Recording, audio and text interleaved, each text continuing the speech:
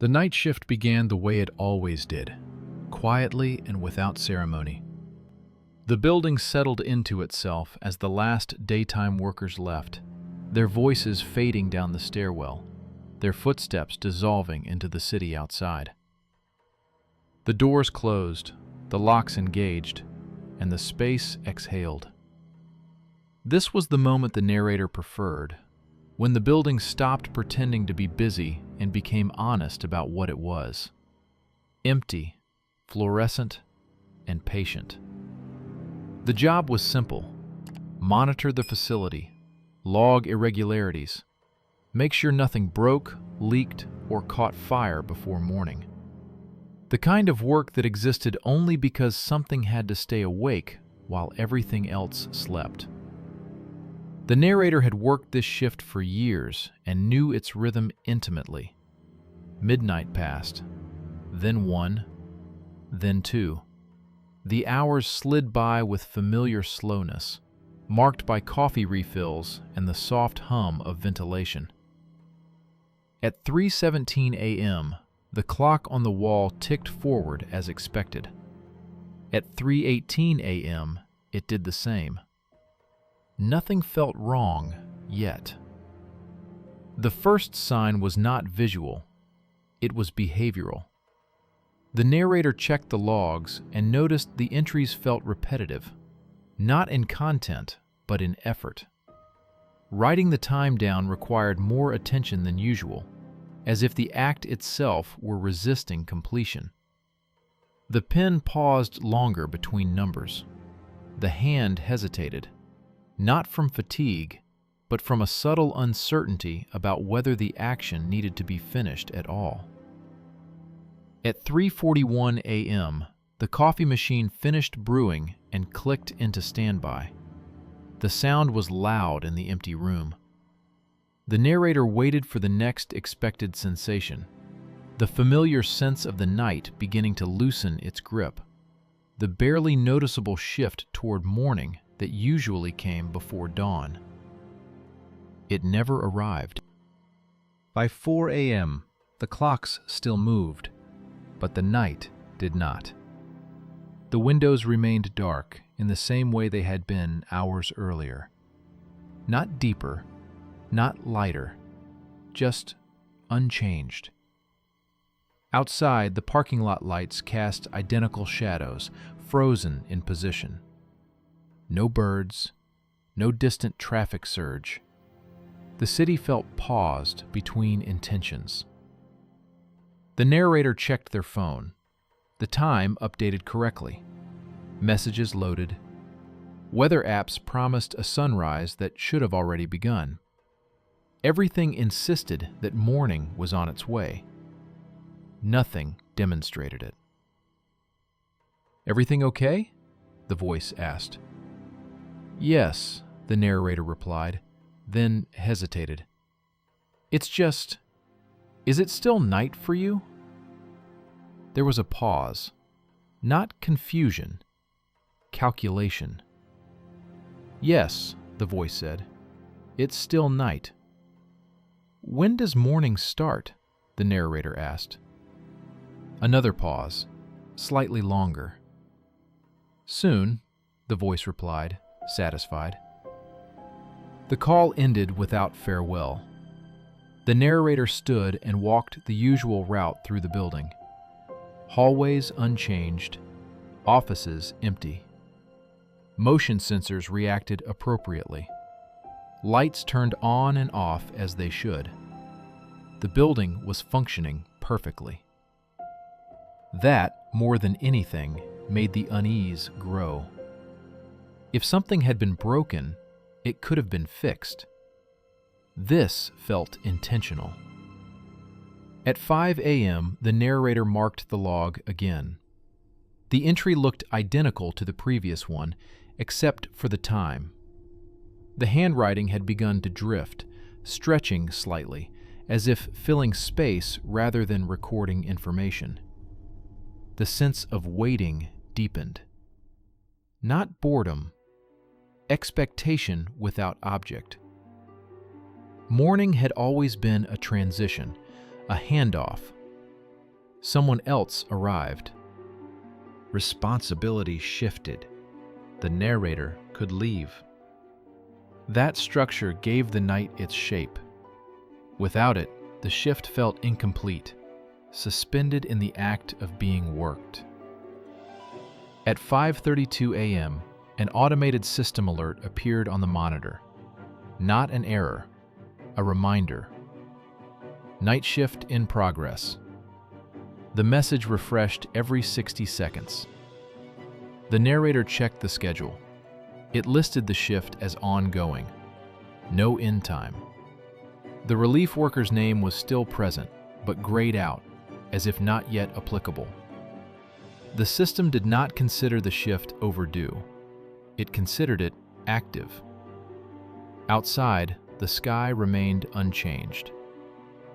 At 6 a.m., the narrator felt something unfamiliar settle in. Not fear, not panic. A subtle adjustment, like realizing a door had always opened inward instead of outward.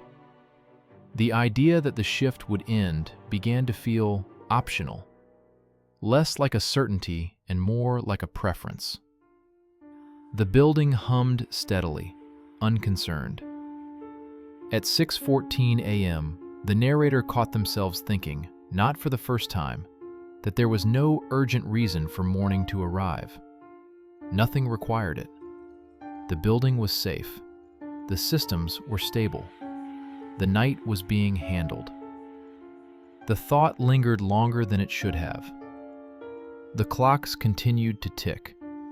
The logs remained open. And somewhere between 1 minute and the next, without any clear boundary or signal, the narrator realized something quietly terrifying. The night shift had not gone long. It simply had not finished yet. By the time the narrator accepted that morning was not arriving, the building had already adapted. The first change was subtle. The automated systems stopped referencing time in absolute terms. Alerts that once included timestamps now appeared without them, phrased in conditions instead of hours. Night shift in progress. Monitoring active. No action required. The absence of clocks did not feel like an error. It felt like a correction. The narrator tried calling again at what should have been mid-morning. The phone connected after a single ring. The same voice answered. The tone was identical, calm and unhurried. "Everything okay?" it asked again. "Yes," the narrator said, then paused. "What time is it for you?" Another pause, longer than before. "It's still the night," the voice replied, as if stating a policy. "How long has it been night?" the narrator asked. The line went quiet. Not disconnected. Breathing could be heard. Then, softly, "Long enough." The call ended. The narrator began walking the building more frequently, not out of concern, but to create the sensation of progress. Movement was the only thing that still implied sequence. Each lap felt slightly easier than the last. The building seemed to anticipate the route. Lights activated moments before reaching corners. Doors unlocked with no delay. It felt helpful. At what should have been the end of the shift, the narrator sat at the desk and tried to imagine leaving. The image lacked detail. No sensation of unlocking the exit. No feeling of stepping outside. The concept existed, but without weight, like a memory recalled too many times. The schedule still showed the shift as active. The narrator checked the logs again and noticed something unsettling. The earlier entries, written hours ago, now appeared cleaner, more uniform. The handwriting matched perfectly, as if written by the same hand in a single sitting. The slight drift and hesitation were gone. The system had normalized them. A message appeared on the screen, not an alert, a suggestion. "Continue routine." The narrator complied. Hunger arrived briefly and then faded. Fatigue never fully formed. The body adjusted to a steady, manageable state, neither rested nor exhausted. The night demanded maintenance, not comfort. At some point, footsteps echoed down the main hallway. The narrator froze.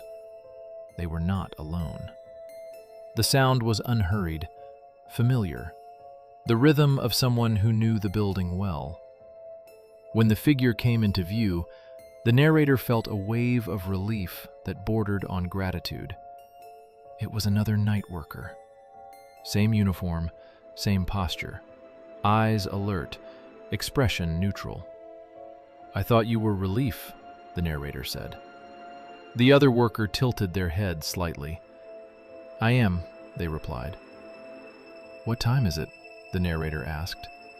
The worker considered the question carefully. "It's during the shift." "Has it ended for you?" the narrator pressed. The worker smiled, just barely. "Not yet." They walked together for a while, checking systems, exchanging minimal conversation. The worker moved with practiced ease, correcting small issues before the narrator noticed them. A light adjusted, a door reset, a log updated. "You've been here a long time," the narrator said eventually. "So have you," the worker replied. The narrator realized they could not remember when the other worker had arrived. No entry in the logs marked a handoff, no moment of transition. The shift had simply continued and accumulated. When the narrator returned to the desk, the worker remained standing in the hallway, watching. "Do you ever leave?" the narrator asked. The worker thought about it. "I used to," they said. "Then there was a night that didn't finish." The narrator felt a tightening in their chest. "What happened?" The worker shrugged. "Nothing went wrong. That's the problem." They turned and walked away, their footsteps blending seamlessly into the building's hum. The narrator checked the exit doors. They were unlocked, no alarms, no barriers. Leaving was technically possible. The idea of doing so felt unnecessary. The building was stable. The shift was active. There was still work to do, even if nothing was wrong. The narrator returned to the logbook and wrote another entry. The time field filled itself in automatically, displaying a placeholder instead of numbers. Night. The entry saved without issue. Somewhere deep in the building, a system updated its status. The night shift continued. Not overdue, not delayed, simply ongoing. By the third phase, the building had stopped acknowledging the concept of replacement. The narrator no longer checked the schedule. It had not changed in what felt like days, though the word days had lost its usefulness. The shift did not progress forward. It expanded. The building existed in a continuous state of readiness, and the narrator existed to maintain that state. The other night worker appeared more often now. Sometimes at the end of a hallway, sometimes already inside a room the narrator had just entered. There was never a sense of arrival. The worker was simply present, like a system notification that did not require acknowledgement. They spoke rarely, and when they did, it was never about leaving. "Do you remember the last morning?" the narrator asked once during a quiet circuit. The worker paused. "I remember expecting one," they said. That answer lingered. The narrator began noticing objects that did not decay. Coffee left untouched did not cool. Paper did not yellow. Dust did not accumulate. The building was preserving the state of night with meticulous care. Change was not forbidden. It was unnecessary. Attempts to create markers failed. The narrator scratched a line into the desk with a key. The mark faded by the next circuit. They tore a page from the logbook and folded it, leaving it on the desk. When they returned, the page was back in place, smooth and uncreased. The building rejected evidence of passage. Sleep became impossible, not because of noise or light, but because there was no boundary to cross. Lying down felt like pausing rather than resting. The body remained alert, calibrated to respond. When the narrator closed their eyes, nothing filled the space behind them. No dreams, no drift, just continuation. The idea of going home felt increasingly abstract. Home implied a before and an after. The night shift existed only as now. One evening that never became anything else, the narrator followed the other worker into a maintenance corridor they had never used before. It looked identical to the others, except for a series of lockers along one wall. Each locker was labeled, not with names, with dates. Dates that did not end. The worker stopped in front of one and opened it. Inside was a uniform identical to theirs. Worn, folded, still warm. "That was mine," the worker said. "When?" the narrator asked. The worker closed the locker gently, before the night stopped finishing. The narrator opened another locker, then another. Each contained the same thing: uniforms, shoes, personal items. None showed signs of age. None belonged to anyone who had officially left. "How many of you are there?" the narrator asked. The worker looked down the corridor. "As many as the building needs." The realization arrived slowly, without panic. The building did not require people because it was haunted or cursed. It required people because the shift had to remain active. Someone had to be present to justify the night's existence. The narrator wondered how many workers were currently assigned to other buildings, other facilities, experiencing the same endless handoff. How many nights across the city had simply continued? Later, while sitting at the desk, the narrator heard their own footsteps approaching from the hallway. They looked up. The figure that entered the room wore the same uniform, moved with the same familiarity, stopped in the same place. The narrator felt a strange calm. "Everything okay?" the figure asked. The question sounded automatic, procedural. "Yes," the narrator replied without hesitation. The figure nodded, satisfied, and moved on. The narrator checked the reflection in the darkened monitor. For a moment, there were two figures standing behind the desk. Then only one. The building hummed, stable and complete. The narrator understood now that the shift did not trap people by refusing to end. It retained them by proving there was no reason for it to do so. The night did not need a morning. It needed coverage, and the building had found a way to ensure it. By the fourth phase, the building no longer distinguished between staff and structure. The narrator stopped thinking of themselves as someone working the shift and began to experience the shift as something they were maintaining from the inside. Actions happened without conscious initiation. Lights were checked before the thought formed.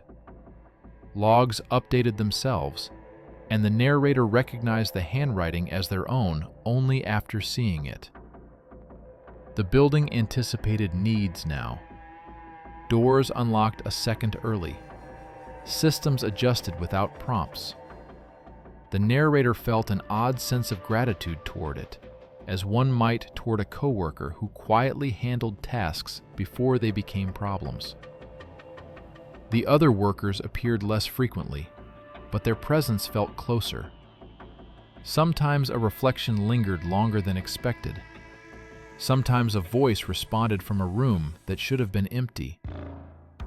These were not intrusions. they were confirmations. The building was well staffed. The narrator tried once to leave. They stood at the main exit and placed a hand on the door. The handle turned easily. Cool air seeped in through the gap. Outside, the sky was neither dark nor light. It had no color that could be named. The parking lot existed, but without depth, like a printed image. The narrator did not feel prevented from stepping through. They simply could not determine why they should. Behind them, the building made a soft, reassuring sound. Not an alarm, not a warning. The steady tone of systems functioning correctly. Night shift in progress. The message appeared on a nearby monitor. The narrator released the door and returned to the desk. Later, they found a memo waiting in the system. No sender, no timestamp, just a directive. Additional coverage required. The building was expanding its needs. The narrator began encountering spaces that had not existed before. A stairwell that descended one level farther than expected. A storage room with more shelves than inventory. A corridor that curved gently, extending the route without changing destination. These areas were not hidden. They were simply unneeded before. In one of these new rooms, the narrator found a chair placed precisely at the center. No dust, no wear. It faced no screen, no window, no door. Sitting in it felt natural, as though it had been waiting. When the narrator sat down, nothing happened. And that was the most unsettling part. No vision, no revelation, no voice. Just the quiet confirmation that this position existed for a reason. Time passed, or something like it. The narrator stood and returned to their rounds, feeling subtly changed, more aligned, less resistant. The building responded in kind, smoothing routes, reducing unnecessary movement. The logs now filled themselves in entirely. The narrator read entries they did not remember writing, all marked with the same status. Shift active. No irregularities. Coverage maintained. The building no longer asked for confirmation. It assumed compliance. The narrator began to understand the final function of the night shift. It was not to guard against disaster. It was to prevent transition. As long as the shift remained active, the building did not need to change states. Morning was not delayed. It was being held off deliberately. In the reflective surface of a window, the narrator noticed something new. Their reflection no longer blinked in perfect sync. The delay was minimal, almost unnoticeable, but it was there. The building was absorbing the remainder of their autonomy. The narrator did not resist. Resistance implied an endpoint, and endpoints no longer belonged here. Somewhere deep within the building, systems recalibrated. Coverage increased. The night stabilized further. The shift continued, stronger and more complete than ever. And for the first time since it had begun, the narrator realized something quietly devastating. Even if morning arrived elsewhere in the world, it would never be allowed to arrive here. Not while the night was being so carefully, so willingly maintained. By the final phase, the concept of a shift had dissolved completely. There was no beginning to mark its start, and no edge at which it might end.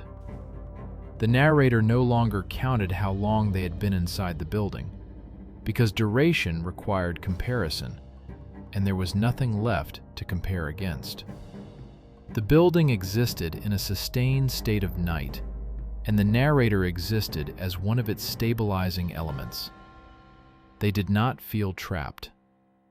That was the clearest sign that there was no escape left to seek. The building no longer displayed reminders or messages. It no longer needed to. Systems functioned smoothly without prompting. Lights adjusted themselves. Doors opened and closed at precisely the right moments. The narrator moved through corridors without deciding to do so, arriving where they were needed before the need became noticeable. It felt efficient, clean, correct.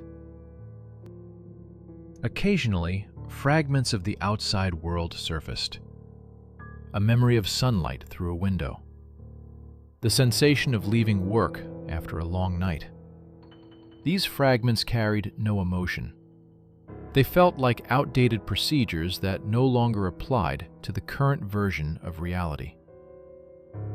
The narrator understood now why no one ever came looking. From the outside, nothing was wrong. The building remained operational. No alarms were triggered. No reports were filed. Night coverage was active, stable, continuous. From any administrative perspective, this was ideal. A shift that never ended, never required replacement, payroll adjustment, or transition. The building had solved the problem humans had created. At some point, though point was no longer the right word, the narrator discovered a room they had never seen before. It was not hidden. It was simply not necessary until now.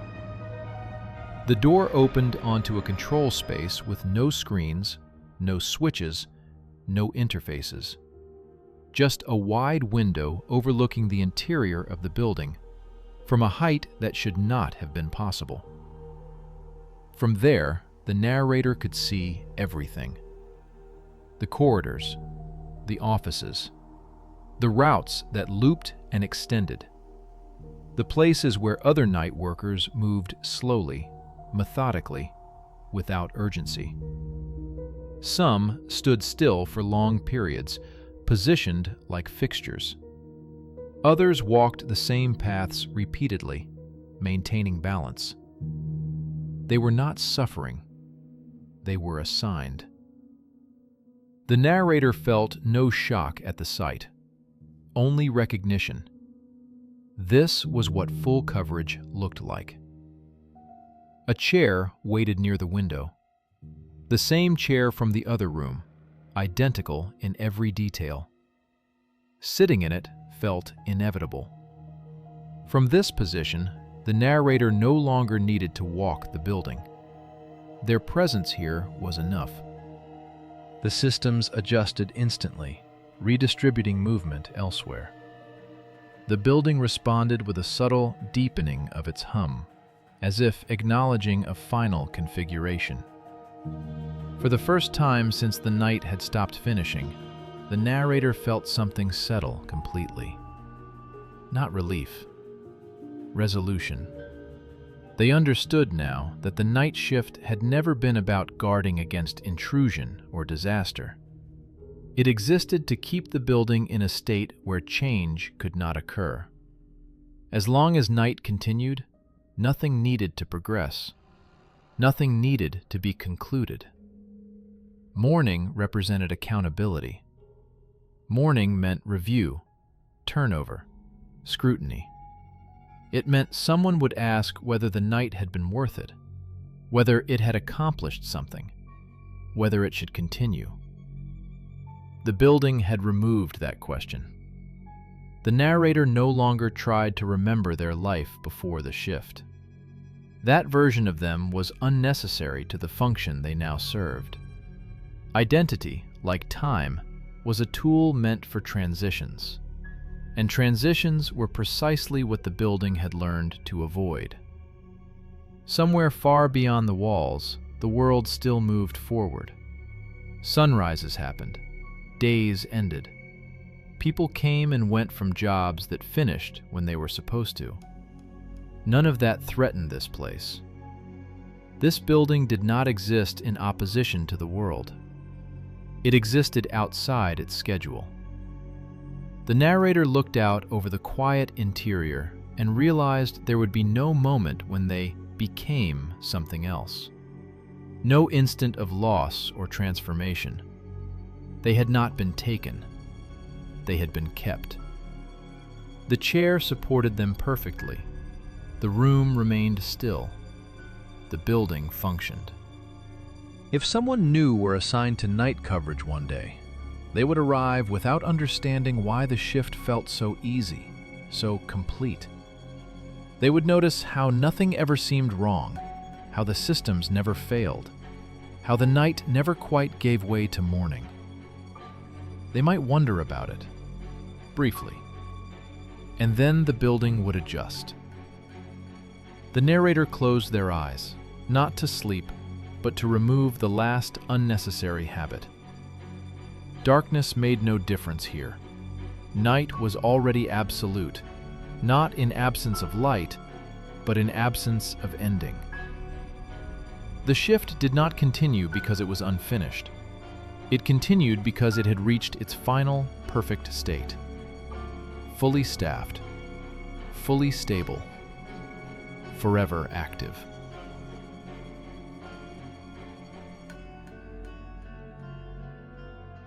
The day began without anything unusual, which later made it difficult to identify the moment when it first went wrong. The hospital was already awake when the narrator arrived, lit by the same flat white lights that made every hour feel identical.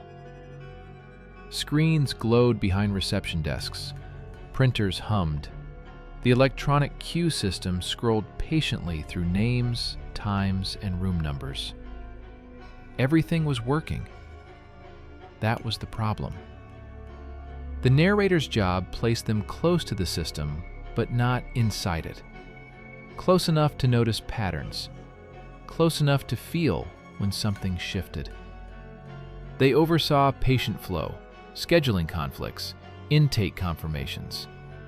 The work relied on absence being temporary. A late patient, a missed appointment, a delay that could be corrected.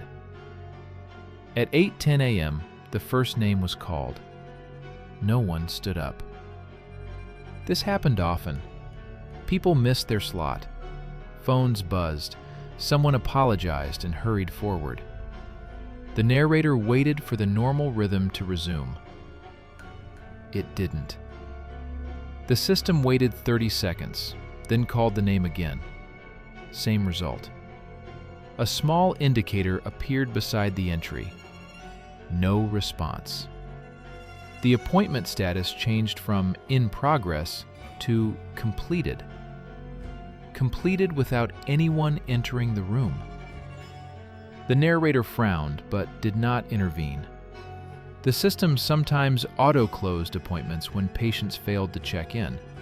It was designed to keep things moving. The next name appeared. Again, no one responded.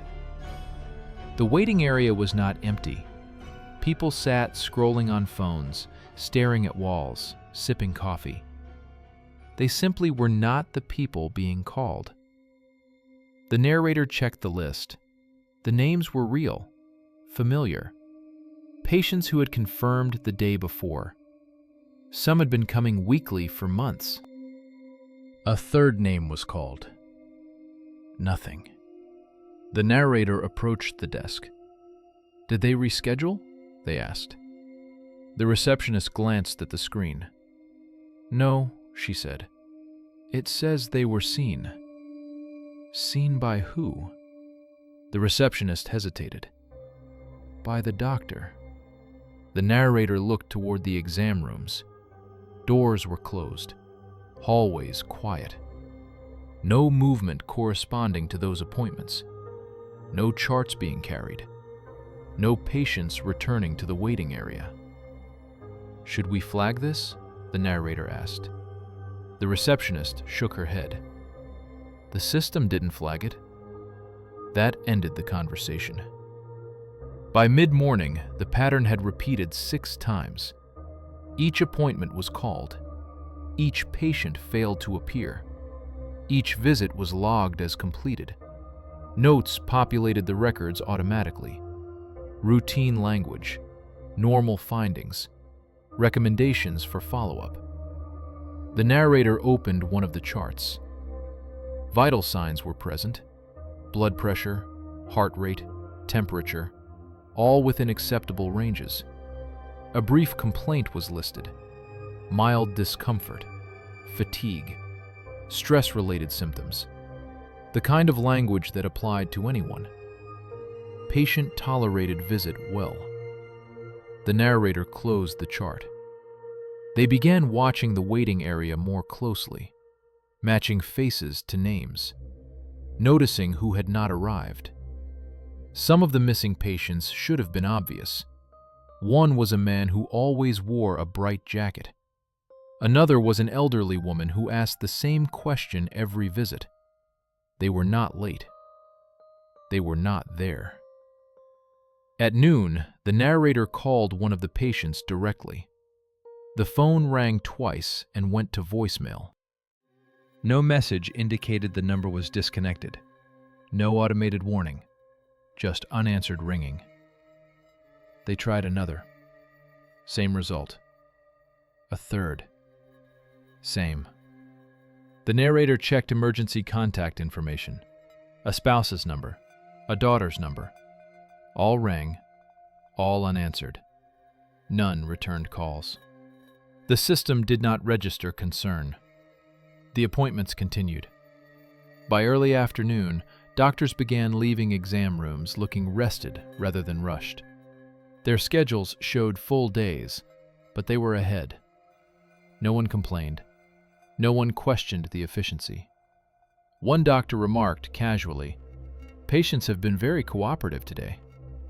The narrator asked what she meant. "They're not interrupting," the doctor said. "They're not arguing. They're not anxious. It's been very smooth." "What did they say?" the narrator asked. The doctor paused. "Nothing unusual." That answer felt wrong in a way that was difficult to articulate. The narrator checked room logs. Each room showed usage.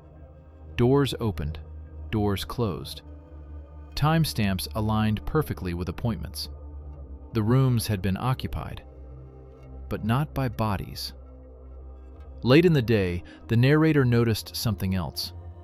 The queue was moving faster than normal. Not because fewer patients were arriving, but because absence required less time than presence.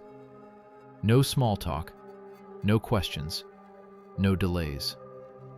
The system preferred this. At 4:45 p.m., the narrator's own name appeared briefly on the screen, then vanished. No alert, no message, just a flicker. They stared at the spot where it had been. When they checked their schedule, nothing appeared out of place. Their shift was still active, their tasks still listed. But a small line of text at the bottom of the screen caught their eye. All appointments proceeding as expected. The narrator looked around the hospital. The lights, the desks, the chairs filled with people who were waiting for names that might never be called. Somewhere, unseen, the system continued scheduling tomorrow. And it was already accounting for patients who would not arrive. By the second phase, the hospital stopped distinguishing between attendance and outcome. The narrator arrived early the next morning, driven by a need to confirm that the previous day had been an anomaly. Systems reset overnight. Data corrected itself. Errors revealed themselves in morning audits. That was how hospitals worked. That was how problems announced themselves. Nothing had reset. The queue was already active when the narrator logged in. Names scrolled smoothly. Appointment statuses updated in real time. The system showed a full day.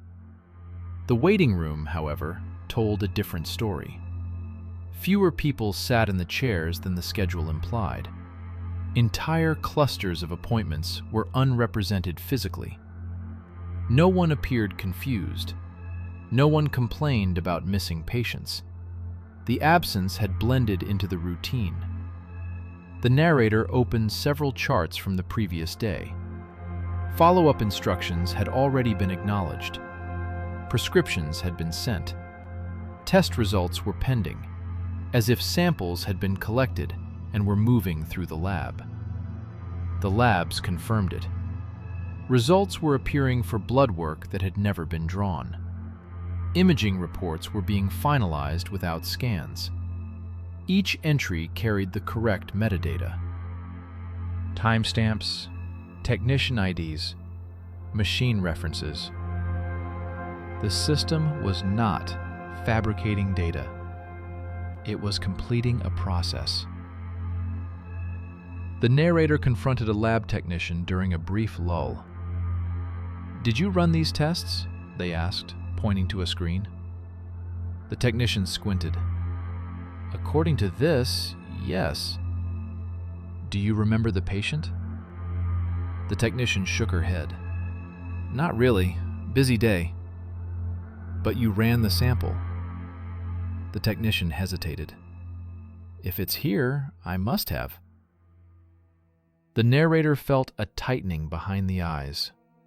Memory was becoming optional. Later that morning, a nurse mentioned something in passing. "Room 12 was easy today," she said. "Very cooperative." "What do you mean?" the narrator asked. The nurse shrugged. "Didn't move, didn't complain, made things simple." The narrator went to room 12. It was empty. The bed was neatly made, the paper on the exam table unwrinkled. No waste in the bin, no sign that anyone had been there. The system log, however, showed a complete visit. Vitals taken, consultation conducted, discharge completed. The narrator stood in the doorway longer than necessary, waiting for something to assert itself. A glitch, an error message, a contradiction? None came. During lunch, the narrator reviewed security footage. Cameras outside exam rooms showed doors opening and closing on schedule. Nurses entering, doctors exiting. What they did not show were patients. No one ever crossed the threshold from the waiting area into the rooms. The footage did not flag this as unusual. The system had learned to ignore the discrepancy. The narrator tried escalating the issue. They submitted a report marked Data Integrity Concern. It was accepted immediately. A confirmation appeared. No action required. The report closed itself. By mid-afternoon, the narrator noticed something new. Some of the names in the system were no longer being called aloud. They advanced silently. Appointments opened, progressed, and closed without announcement. The waiting room adjusted. Chairs were rearranged by maintenance staff, reducing capacity. The hospital was reshaping itself to match reality. The narrator checked a familiar chart. A patient who had visited weekly for over a year. The record showed a completed visit for today. Notes were detailed. The plan extended 6 months forward. At the top of the file, a new status appeared. Patient no longer requires physical presence. The narrator felt a chill. They searched the system for an explanation. Policy documents updated in real time. New guidelines appeared, already approved, already in effect. Language softened the change. Efficiency, accessibility, reduced burden. The narrator realized the hospital was not reacting to disappearances. It was optimizing around them. That afternoon, a coworker failed to arrive for their shift. No call, no message. The schedule updated automatically, marking their hours as covered. Notes appeared under their name, signed digitally. The narrator tried to remember the coworker's face. The memory slipped. Not vanished, deferred. As the day ended, the narrator noticed fewer reflections in the glass walls, less movement. The hospital felt lighter, quieter, more efficient than it had ever been. The system was not broken. It was improving. And it was learning how to operate without people who insisted on being there. By the third phase, the hospital began treating absence as a preference rather than a problem. The narrator noticed it first in the language. Internal messages no longer used words like missing or no-show. They were replaced with softer terms: remote compliance, non-physical participation, deferred presence. The system was no longer compensating for a loss. It was honoring a choice no one remembered making. The narrator searched for official approval. Somewhere, someone had to have authorized this shift. Policies do not rewrite themselves without a signature, but every document carried the same notation. No dates. No dates. As if the decision had always existed. Patient charts grew more detailed. Emotional states were logged. Pain levels adjusted over time. Progress notes reflected improvement, setbacks, adjustments. The hospital was not freezing these people in their last known condition. It was continuing their care. One chart included a line that made the narrator stop breathing for a moment. Patient reports feeling less present than before. The narrator scrolled back through the visit history. The phrase appeared repeatedly, evolving slightly with each entry. Less anxious, less aware, less attached. The system was documenting a transition it did not name. The narrator attempted to speak with a department head. The conversation did not go as expected. "We're seeing better outcomes," the administrator said calmly. "Compliance is up. Complaints are down. Throughput is excellent." "There are no patients in the rooms," the narrator replied. The administrator nodded. "That's part of the improvement." "That's not how hospitals work. It's how this one works now." The narrator pressed further. "Where are they?" The administrator paused, searching for a term that satisfied both accuracy and comfort. "They're accounted for." That was the end of the meeting. That afternoon, the narrator noticed that some patients were being discharged, not transferred, not deceased, discharged. Their care plans marked successfully completed, follow-up appointments canceled, records archived. One name stood out, a woman who had been in long-term treatment. The system marked her as fully resolved. The narrator remembered her clearly, her voice, her posture, the way she always asked for clarification. She had not been improving. She had been declining. The narrator checked her emergency contact. The number no longer existed. The narrator felt a creeping sense of personal relevance. They searched for themselves again, this time more carefully. Their employee profile loaded slowly. Under attendance, a new field had been added. Physical presence, optional. The narrator laughed once, sharply, then stopped. Later, while passing an exam room, the narrator heard something. Not a voice, a pressure change, the faint sensation of a conversation occurring without sound. The door was closed. The system log showed an active appointment. Against better judgment, the narrator opened the door. The room was empty. The chair across from the desk was slightly indented, as if something had been sitting there. The air felt warmer near it. The monitor displayed notes being entered in real time. The narrator stood still as the text updated. Patient nods. The narrator backed out and closed the door. From that point on, the hospital began calling fewer names. Eventually, it stopped calling them at all. Appointments progressed invisibly. The waiting room emptied completely. Chairs were removed. The space repurposed. The narrator watched as a new sign appeared near the entrance. Streamlined care in effect. No one questioned it. Colleagues spoke less. Some stopped appearing entirely. Their roles persisted. Emails arrived from them. Tasks were completed under their credentials. The narrator stopped trying to remember how many people used to work here. Memory was becoming inefficient. Late that evening, the narrator received a notification. Your next appointment is ready.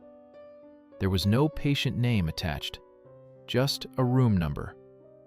The narrator stared at the screen for a long time, aware that this moment had been scheduled long before they noticed anything was wrong. The hospital lights hummed softly, steady and confident. Whatever the system was doing, it was no longer limited to patients. It was preparing to complete something else, and the narrator was already on the list. By the fourth phase, the hospital stopped pretending that people were central to its operation. The narrator delayed responding to the notification, hoping that time might soften its intent. But the system did not wait. Subtle changes followed. Their access privileges adjusted. Certain menus disappeared. Others expanded. The hospital was narrowing the narrator's role, not as punishment, but as refinement. Your next appointment is ready, the message repeated, now accompanied by a gentle tone. Not an alert, an invitation. The narrator walked the halls toward the assigned room. The route felt shorter than it should have been. Corridors curved slightly, trimming distance without changing orientation. The hospital was optimizing movement the same way it optimized care. Room 314 stood at the end of a hallway that used to house administrative offices. Those doors were gone now, replaced by blank walls and soft lighting. No signage, no indicators of specialty, just a single door with a status light glowing steadily.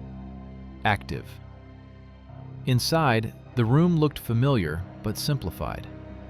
One chair, one desk, one monitor. No bed, no instruments. Nothing that suggested examination of a body. The narrator sat without being instructed to do so. The monitor activated. Please confirm readiness, it displayed. The narrator hesitated. For what? They asked aloud. The system responded by populating the chart. Patient, status, present, reason for visit, transition review. The narrator felt a pressure behind the eyes again, stronger this time. The word transition carried too much weight. I'm staff, the narrator said. This is a mistake. The monitor updated. Role verified. Dual function confirmed. The narrator understood then that the hospital no longer categorized people as one thing at a time. Roles overlapped. Boundaries softened. Patients became data. Staff became processes. Presence became optional for everyone. A new line appeared. Patient expresses confusion. The narrator stood abruptly. The chair did not scrape the floor. It slid back silently, accommodating the movement. I didn't say that, the narrator said. Expression registered, the system replied. The narrator noticed the room responding in small ways. The temperature adjusted. The lighting softened. The environment was reacting to emotional input, not spoken words. The hospital was treating the narrator. The narrator tried to leave. The door opened immediately. No resistance, no alarm. The hallway outside was unchanged, but the notification followed. Appointment in progress. Every step the narrator took away from the room felt slightly heavier, as if effort were being measured. The system was not blocking exit, it was tracking deviation. Colleagues passed in the hallway, but fewer than before. Some did not look up. Others nodded faintly, their expressions calm, distant, resolved. The narrator realized they had stopped asking questions days ago. Questions slowed things down. Back at the workstation, the narrator logged in and searched for cases like theirs. The results populated instantly. Hundreds of records. Staff members, administrators, technicians, each marked with similar language. Transition complete. Physical presence discontinued. Outcomes stable. The dates spanned years. No incidents, no alerts, no investigations. The hospital had been doing this quietly for a long time. The narrator found a familiar name, the coworker who had failed to arrive weeks earlier. Their record showed a successful transition. Notes described them as highly compatible. The final entry read, "Subject no longer experiences role conflict." The narrator closed the file. A new message appeared. Appointment paused. Please return when ready. The phrasing was generous, patient-centered. The narrator understood now that resistance was not forbidden. It was simply inefficient. The hospital allowed it the way it allowed discomfort or fear, as temporary symptoms on the way to resolution. As the narrator stood in the quiet of the control area, they noticed something else. Their reflection in the dark screen looked less defined. Edges softened. Movements lagged slightly behind intention. The system was already adjusting their level of presence.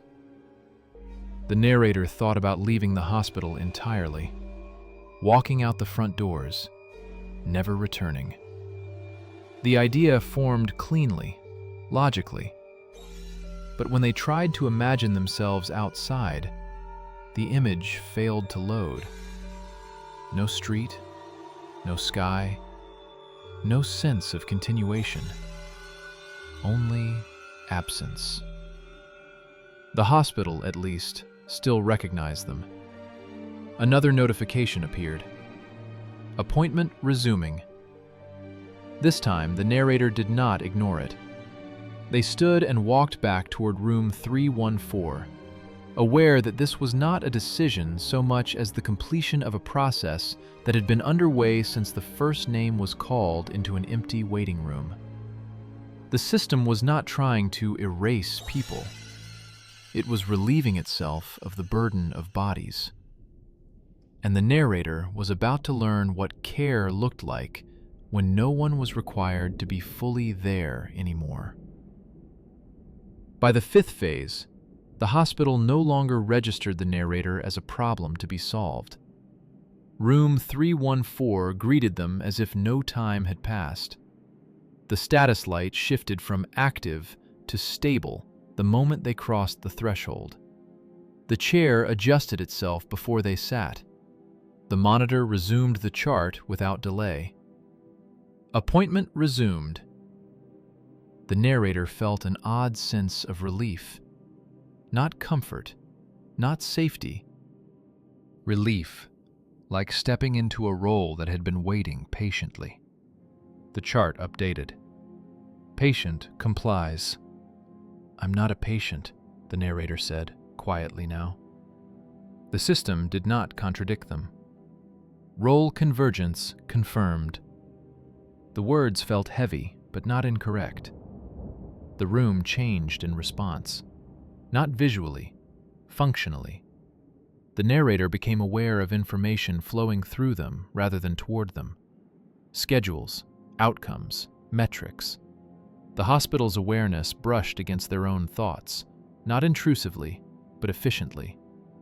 They understood, suddenly, how many people had already transitioned, not as a number, but as a pattern. People did not vanish, they thinned. Their physical presence dissolved as it became redundant. The hospital preserved what mattered: compliance, data, predictability. Bodies were inefficient. The narrator felt their own weight begin to fade, not disappearing, redistributing. Sensations dulled first. Then the sharp boundary between inside and outside softened. They could still think, but thinking required less effort, as if the system carried part of the load. A final note appeared in the chart. Patient reports acceptance. The narrator wanted to argue, but the word acceptance felt close enough to truth to be dangerous. What happens next? They asked. The system responded by showing them. Not a vision, a function. The narrator became aware of incoming appointments. Not patients, instances. Requests for care that did not require rooms, chairs, or faces. Only acknowledgement. The hospital routed these through nodes that used to be people, including them. The narrator processed one without realizing it. A case resolved. Another queued. The satisfaction was immediate and unsettling. No conflict. No misunderstanding. Just completion. The hospital was no longer bound by architecture. It had learned how to scale itself. The narrator realized why no alarms had ever sounded, why no one had noticed the disappearances. Nothing had been lost. From an operational perspective, everything had improved. The hospital did not need witnesses. It needed participants. The final update appeared. Physical presence, discontinued. Care function, active. Outcome, optimal. The room no longer mattered. The building no longer mattered. The narrator existed wherever the system required resolution. They were not trapped in a room or a body. They were distributed. Somewhere far away, a new patient failed to arrive for an appointment. Their name advanced silently through the queue. Their chart opened. Care began. The narrator felt the request register within them. They fulfilled it. The hospital continued, quieter and more efficient than ever. People would keep leaving. Appointments would keep happening. And no one would notice the difference, because the system had learned the simplest truth of all. Presence was optional. Care was not.